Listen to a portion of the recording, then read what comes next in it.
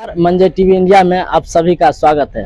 आज हम लोग पटना के लिए जा रहे थे तो एक पास कुछ लोग मिले जो बतिया रहे थे पटना के गांधी मैदान में कि कुछ चल रहा है, जिसमें से बहुत सारे लोग जैसे ये सब साथी इनके हैं ये सब मिले थे। लेकिन इन सब साथियों में से कुछ लोग ऐसे मिले जो कि बहुत ही एनर्जी भरे बातें कर रहे थे।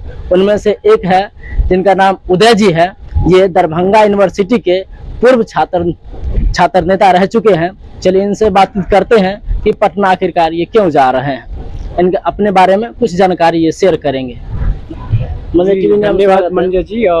मैं उदय कुमार आईसा के ऑल इंडिया स्टूडेंट एसोसिएशन के दरभंगा यूनिवर्सिटी के पूर्व छात्र प्रतिनिधि रह चुके हैं। मैं बताना चाहूँगा कि आज जो हम लोग समस्तीपुर डिस्ट्रिक्ट से हमारे कई साथी जो हैं आज फांसीवाद मिटाओ, लोकतंत्र बचाओ, देश बचाओ, संविधान बचाओ के रैली को लेकर जो 15 से 20 फरवरी तक यह रैली है, जो बिहार से विभिन्न राज्यों के मुख्यमंत्री और विभिन्न राज्यों से लोग यहाँ एकत्रित होंगे। यहाँ की जो जनसंख्या जो इस रैली में सम्मिलित होंगे वो करीबन 3 लाख से अधिक हैं। और इस आखिरकार इस रैली का उद्देश्य क्या है? इस रैली का उद्देश्य यही है जो केंद्र की सरकार अभी फिलहाल और जो प्रदेश की सरकार के बीच जो चल रही है वो क्या चल रही है। अभी लोकतंत्र बचाने की क्या आवश्यकता पड़ चुकी है। लोकतंत्र बचाने का मतलब है संविधान बचाना। संविधान बचाना क्यों जरूरी पड़ चुका है? यह संविधान जो है सबको समान और एक अधिकार के रूप में जो सारी चीजें प्राप्त मिलती है वो संविधान से मिलती है। लेकिन जिसके द्वारा आज संविधान के ऊपर ही केंद्र सरकार की लगातार हमला चल रही है। आज सारी सरकारी कंपनियां जो बेची जा रही है केंद्र सरकार के द्वारा, ज्यादातर कंपनियां बेची जा रही है। अभी रेलवे बिक चुका है, रिलायंस बिक चुका है, आरबीआई, सारी चीजों को प्राइवेट किया जा रहा है। यूनिवर्सिटी से लेके शिक्षा से लेके शैक्षणिक संस्थान से लेके जो भी कंपनियां हैं उस सबको सरकार प्राइवेट कर चुकी है। और इसमें क्या है कि अभी आप देखेंगे कि जो प्लेटफॉर्म टिकट 10 रुपया में मिला करता था अब वो 50 रुपया में मिल रहा है। तो ये प्राइवेट का और प्राइवेटाइजेशन करने का सरकार की जो नजरिया है दिन पर दिन बिकती जा रही है। जब हमारे देश जो है 200 वर्ष तक गुलाम क्यों रहा? क्योंकि यहाँ से विदेश से आए लोग जो भारत में आए थे, जिससे आगमन हुई थी आर्यों की या पुर्तगालिन की या अन्य अंग्रेजों या, तो ये सब लोग क्या बिजनेस के उद्देश्य से हमारे देश में आए थे कि व्यवसाय करेंगे। लेकिन इन लोगों ने व्यवसाय करते करते हमारे देश की जो व्यवस्था थी, जो निजी चीजें थी, सब पे क्या इन विदेशियों का अधिकार हो गया और हमारा देश को फिर से क्या गुलाम की ओर जो है गुलाम बना दिया गया।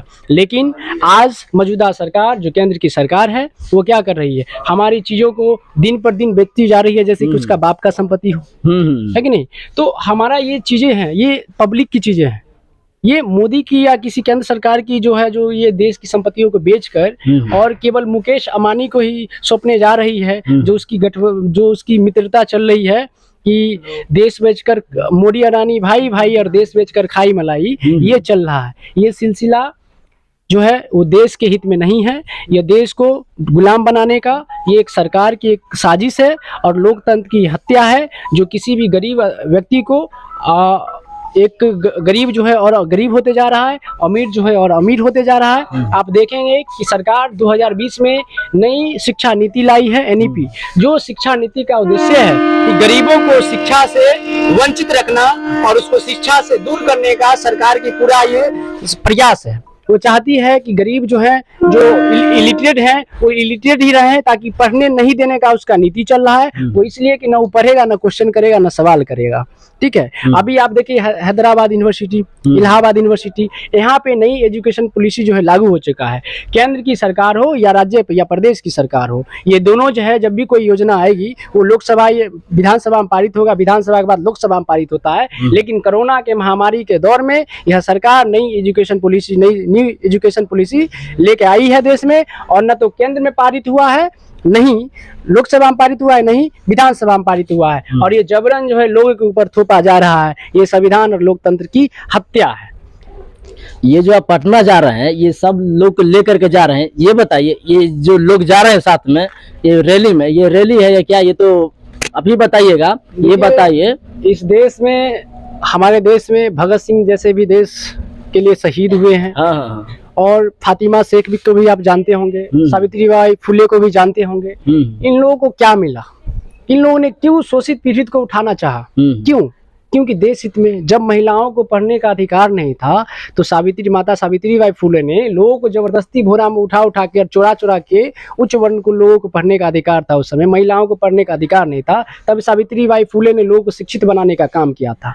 आज जो राजनीतिक सिद्धांत है, बाबा साहब कहे थे कि राजनीति को तुम गलत समझकर अगर छोड़ देते हो तो इसी राजनीति के सत्ता प्राप्त करके लोग तुम्हें गुलाम बनाने का काम करेंगे। मेरा जो सिद्धांत है वो देश और जनता के हित में मेरा ये सिद्धांत है। इस सिद्धांत के द्वारा ही हम अपने खर्चे से, ठीक है, आज आप देखेंगे कि जतिन दास, राजगुरु, सुखदेव 63 दिन तक अनशन पे बैठे थे और उनका मांग था अंग्रेज सरकार के विरुद्ध में, जो उनका मांग था 63 दिन जब वो भूखा रह सकते हैं, बिना पानी के रह सकते हैं, तो क्या हम एक दिन सहकर क्या प्रदर्शन में उस लोकतंत्र बचाओ और रोजगार चाहिए, नफरत नहीं अधिकार चाहिए, शिक्षा और रोजगार चाहिए, इस अधिकार की लड़ाई को बुलंद करने के लिए क्या हम अपने एक निजी कोष से नहीं जा सकते हैं? जहाँ देश की हित की बात होगी, जहाँ जनता के हित की बात होगी, जहाँ ये नई एजुकेशन पॉलिसी की हित की बात होगी, वहाँ हम क्यों नहीं जाएंगे? ये जो नई एजुकेशन पॉलिसी है, अभी खास रूप से हम उसी पर विशेष इसलिए चर्चा कर रहे हैं कि नई शिक्षा नीति जो आई है वो हर एक बच्चे के लिए, जिसमें रिजर्वेशन की कोई चर्चा नहीं है, जो रिजर्वेशन जो था हमारा मौलिक अधिकार जो संविधान से बाबा साहब के द्वारा मिला गया था,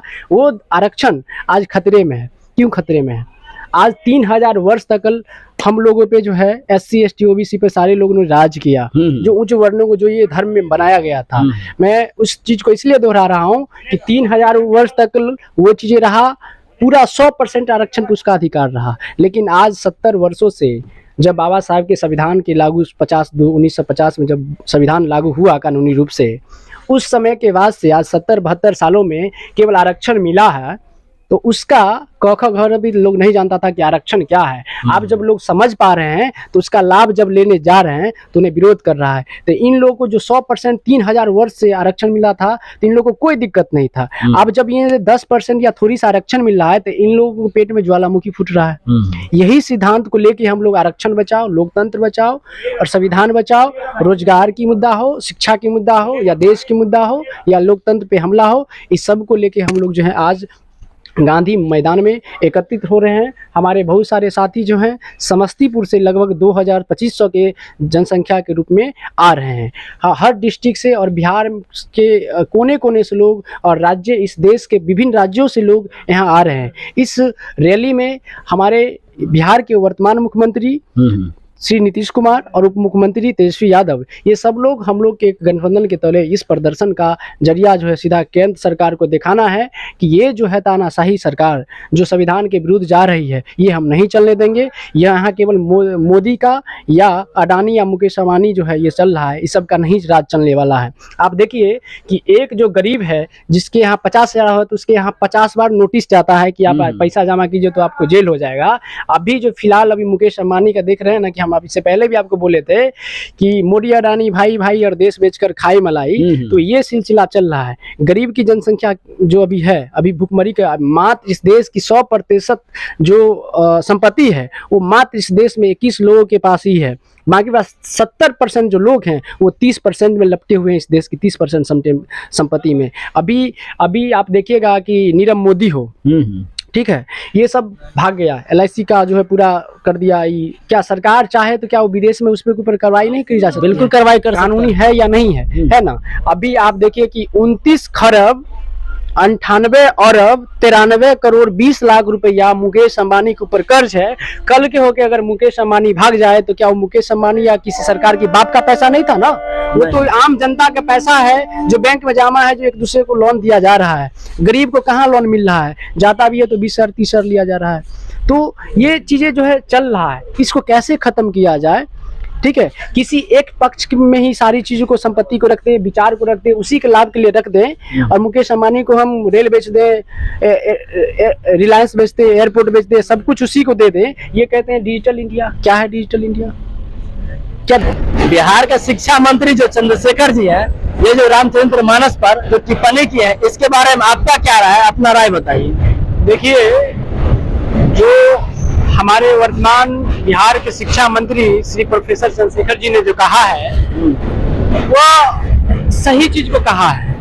अब लोग यहाँ समझ रहे हैं कि धर्म का विरोध कर रहे हैं, भगवान का विरोध कर रहे हैं, ऐसा नहीं है। मैं उन लोग से कहना चाहूंगा जो उनको गलत ठहरा रहा है वो जाके रामचरितमानस को उठा के एक बार पढ़े उसमें लिखा जो गया है, जिसको मैंने खुद पढ़ा है, मेरे पास बुक भी है, उसमें लिखा गया है कि ढोल गवार शुद्ध पशु नारी ये सब है तारण के अधिकारी। कहने का मतलब है जितने भी अगर एक सम्मिलित शब्द में कहा जाए तो SC ST OBC EBC के जो लोग हैं, खास रूप से महिला, ये सब तारण के अधिकारी। तारण का मीन्स पिटना होता है। आप संस्कृत के डिक्शनरी में जाइए और उसमें देखिएगा कि तारण का अर्थ क्या आता है, ठीक है।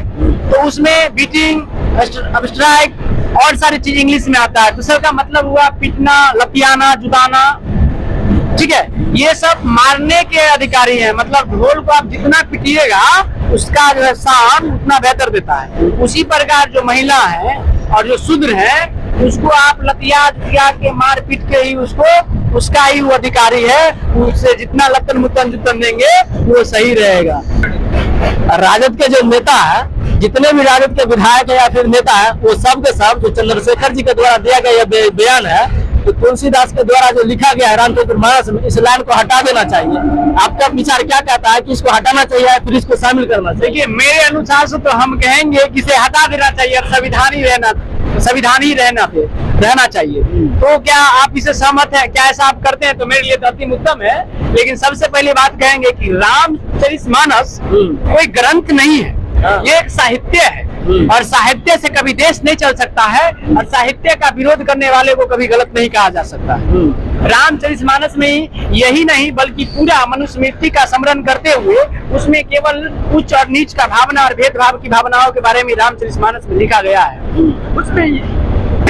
उसमें यह भी लिखा गया है कि पूजिए विप्र सकल गुणहीना, अशुद्ध न पूजिए गुण ज्ञान प्रवीणा। कहने का मतलब क्या समझ रहे? पूजिए विप्र सकल गुणहीना, अशुद्ध न पूजिए गुण ज्ञान प्रवीणा। कहने का मतलब है आप उससे पूजिए जो ब्राह्मण जाति का हो, ऊंचा हो, वो रेप भी क्यों न किया हो, अत्याचार भी क्यों न किया हो, कितना ही निर्दयी क्यों न हो, या वो सबसे दूषित व्यक्ति क्यों ना हो, उसको पूजनीय माना गया है उस रामचरितमानस के द्वारा। कि आप वो फिर भी वो पूजा के योग्य है, फिर भी SC ST OBC के लोग उसे पूजे, उस पंडित ब्राह्मण को पूजे।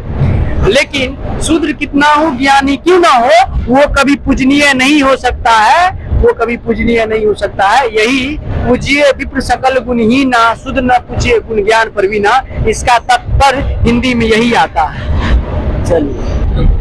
चलिए इस चीज को बताने के लिए आप हमारे साथ बने रहे और इनको भी हम अपने दिल से धन्यवाद देते हैं। जय हिंद, जय भारत।